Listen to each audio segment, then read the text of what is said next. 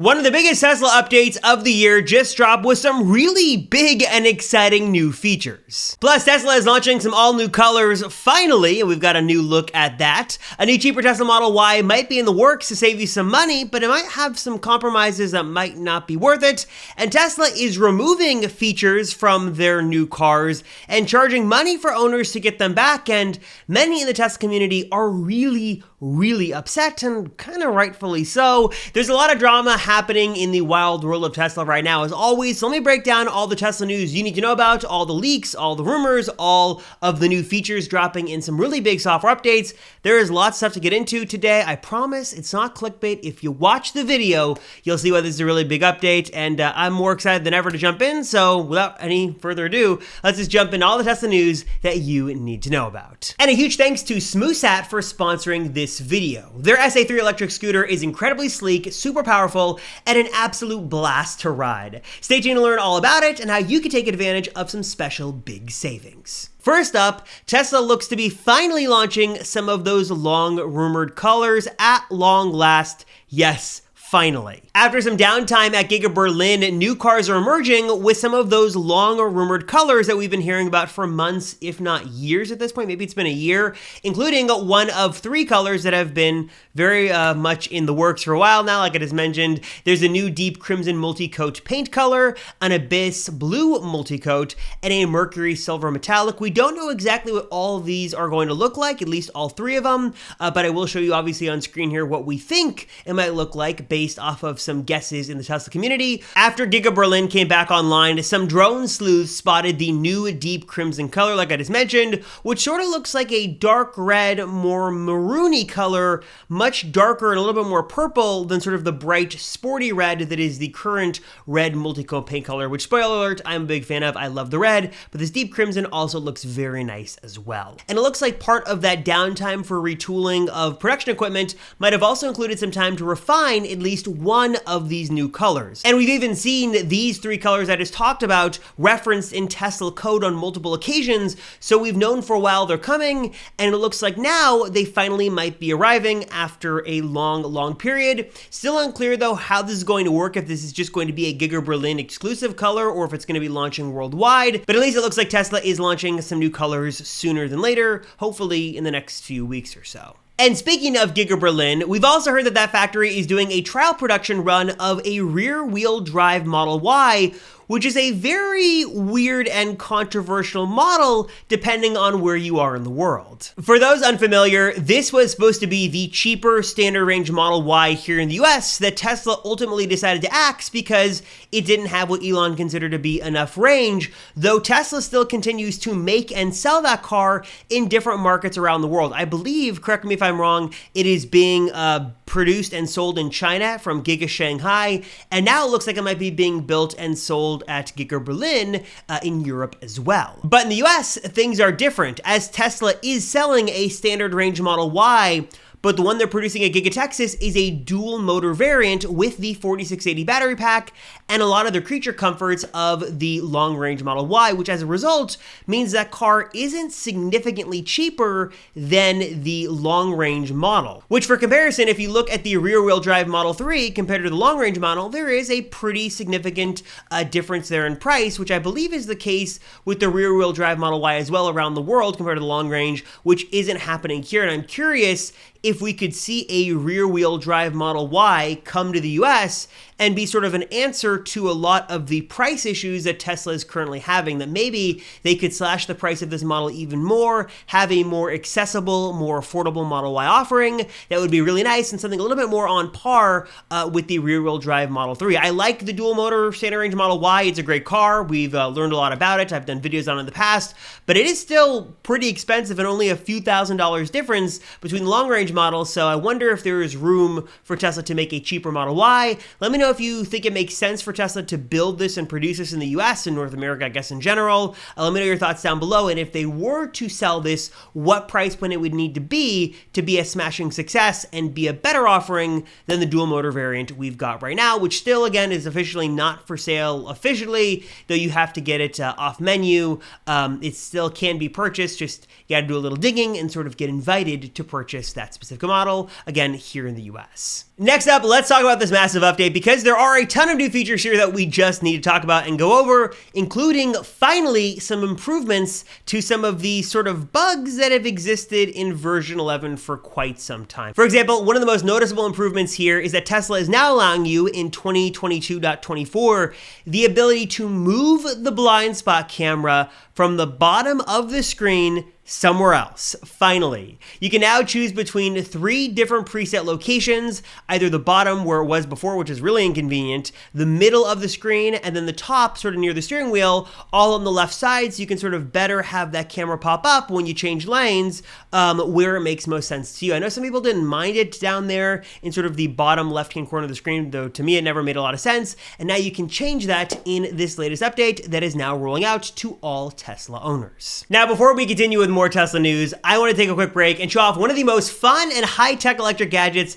that I've ever gotten to try, and that is this. It's this amazing SA3 electric scooter made by this video sponsor, SmoothSat. And there's a whole lot to talk about here and a whole lot to love about the SA3. It's got a super sleek design, it's got a powerful motor, and it's packed with a ton of range. With up to 20 miles of range on a single charge, this thing is going to be perfect whether you're looking to commute from home to work, whether you're a college student looking to get around campus, or if you just want to ride and not get that range anxiety. With a 12 amp hour automotive grade battery pack hidden underneath here, the SA3 is packed with a great amount of range. The new battery life increases 50% over average of typical batteries and has a lifespan of at least 800 charging cycles. And all this built-in range is easily enough to get me from home to work, around town or on errands. Even if I want to ride from my house to the beach here in SoCal, I can do it easily and make it back on a single charge. I also just really appreciate the design here of the SA3. It's super sleek, looks super premium, and it's got nice high quality motors, and it's super easy to use. You press a button, you give a little bit of a push off to get some momentum,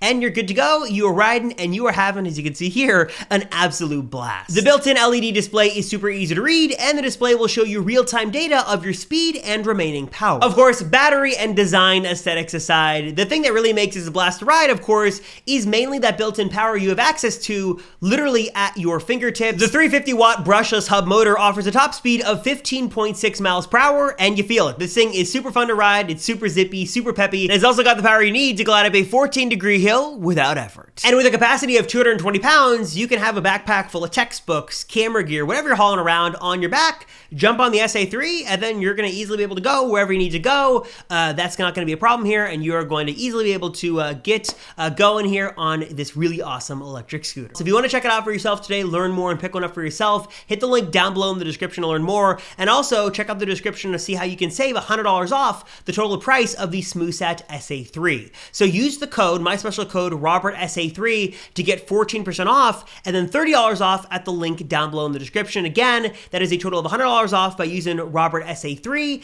and then the link down below. So again, check out the description for full details. I love the SmoothSat SA3. I know you guys love it as well. So again, take advantage of those special savings and the limited time savings and deal at the link right down below. This update also includes the long-rumored cloud profiles feature, another big ask from many who own multiple Teslas. And basically what this allows you to do is sort of tie your car profile, which is sort of your seat adjustments, your mirrors, your music, all that stuff, to the cloud instead of the actual Tesla vehicle. So that way, if you've got a spouse who has a Tesla or you just own multiple Teslas yourself, as long as they're on the same account, presumably, you'll now be able to jump in that car and have all of your changes saved. So if you adjust the mirrors in one car, it'll sync to the other. If you change a media streaming option, whatever the case may be, that's now going to be tied to the cloud. So when you get a new Tesla or you jump between multiple Teslas, you now don't have to go through the process of creating that and fiddling with it over and over again, because thanks to the power of the internet, it's going to happen automatically, magically, right inside of the car. There is also a pretty notable update coming to maps on Teslas. Now, instead of seeing live traffic all over the screen, of course, live traffic, it's those sort of orange and red indicators that show you the current traffic conditions in your area. Instead of seeing them all over the map, now they're only going to pop up on your current route. So as you sort of drive and make your turns, that's where you're going to see the live traffic visualization instead of it being cluttered all over the map. You've also got now the ability to disable Sentry mode sounds inside of the mobile app, I guess. I don't know if that includes turning off the alarm or what exactly those Sentry mode sounds would be. I guess it's the horn and other stuff. I guess if people are having their neighbors complain about Sentry mode sounds, you can now toggle this off inside the app. Doesn't make a whole lot of sense to me why you'd want to turn this off, but if you were curious about that, you can now turn it off in this latest update. Also worth noting here is that according to Tesla insider slash hacker slash enthusiast Green the Only here on Twitter, Tesla also made a significant amount of changes in 20.7, including specifically when it comes to how range is being calculated inside of your Tesla. According to Green, Tesla is now using some very detailed metrics, things like how much charge a 12-volt accessory is using, air density, battery temperature, even things like the energy loss from charging your phone on the wireless charger, to now all account for better range as you navigate, which should make things more accurate and also help lessen anyone who has range anxiety as they drive their car. I guess I always just assumed that Tesla took those things into account, so maybe not. So maybe this is a new thing now, but I guess now your range estimates should be way more detailed, and as you sort of adjust things like the charge status of your phone and other things and accessories inside of the car as things are plugged in, you're now going to get better estimates as you do your road trips. So maybe you're cutting it close on your next road trip. You're now going to have a better estimate thanks to all these new metrics being taken into account in one of these latest software updates. And the reason I say this is a really big update is because this is one of the most significant updates we've gotten from Tesla over the last 6, 9, or even 12 months. Version 11 was the last major redesign when we actually got new things, and that was released quite some time ago. I'm not saying that these are the most monumental features ever to come to the car. Probably not, but this is the most significant update we've seen in quite some time. So that's why I make that argument. If you can think of a better update over the last 6 months, let me know down below. But I do think that in terms of updates we've seen over the last 6 to 9 months, this is one of the most feature-packed, and nice to see Tesla listening to its customers and finally fixing some of these long-standing issues, especially with the blind spot camera. Nice that we can actually move this now and not have it stuck in the most inconvenient place possible. And last but certainly not least, let's talk about some of the drama happening in the Tesla world right now, because it wouldn't be a Tesla video without some drama, and that is that Tesla is removing free standard connectivity from all of their new vehicles, now requiring new owners to subscribe after a period of 8 years. Now, important distinction here, premium connectivity, this is like your car's data plan that lets you stream stuff through Spotify, Tesla Theater. This allows you to have live traffic visualization. Basically, the car's data package, this Tesla removed as a sort of a nice premium built-in feature a while ago. You now have to pay for it after 1 month. It's $10 a month. But what this news is referring to is standard connectivity, which from what I can gather from different articles is basically like the standard features of the Tesla. That means it's like basic navigation. From some articles I read, they say this also includes things like Bluetooth streaming as well, though I don't know if that's accurate. Basically, if you want to have basic functionality inside of your Tesla, at least according to some of these articles, Tesla's going to make you have to pay after 8 years, though this news might be a little bit deceiving depending on the news source you go with. On one hand, a lot can change in 8 years, and we have no idea if Tesla is going to stick with this for the next 8 years because obviously a lot can change. So who even knows what that happens to be? We've also heard that maybe Tesla is doing this because they might be changing some of the technology in terms of streaming in the car. So right now we have the built-in LTE modems that do all the streaming through LTE 4G, though Tesla just sort of, I think, did they submit an application, or there was some news, I'll throw it up on screen here, about Tesla testing some mobile Starlink functionality and sort of a band that would work with mobile phones, which maybe suggests again that Tesla's looking to bring Starlink to their cars. So maybe there's a way around this, but many are concerned that Tesla's going to make you start to pay for very basic features on your cars. Sort of now after that BMW stuff came out, that they're charging for basically everything as a subscription offering,